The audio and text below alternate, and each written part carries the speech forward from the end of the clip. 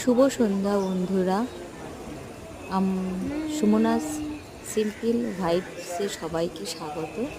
আজ চললাম দিদির বাড়ি। আজ এটা জামাই ষষ্ঠীর আগের দিন। আমি, মা, দাদা যাচ্ছি। তো যেতে যেতে কিছু মুহূর্ত আপনাদের সাথে শেয়ার করছি। আমার দিদির মেয়ে রাধিকা,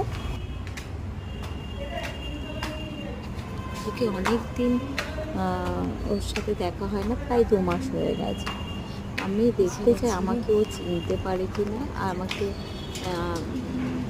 আমাকে দেখে ওর রিয়াকশান কেমন থাকে, তো সেটাই তোমাদের সাথে শেয়ার করব।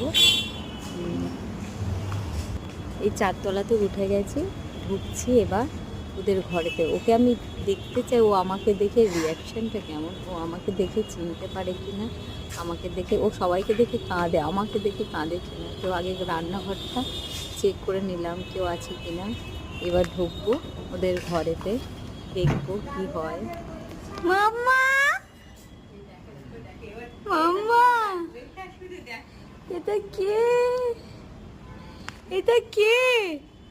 ও মাম্মা, বলে ও বলি সোনা, তুই চিনতে পেরেছো?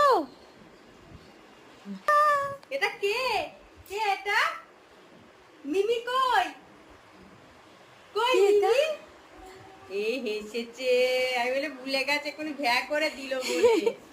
কে মাম্মা? আমি কে? মিমি কই? মিমি কই? আরেকজন আসছে, তো আমাকে দেখে চিনতেও পেরেছে এবং হাসছে, তো আপনারা দেখলেন। চিনতে পেরেছো?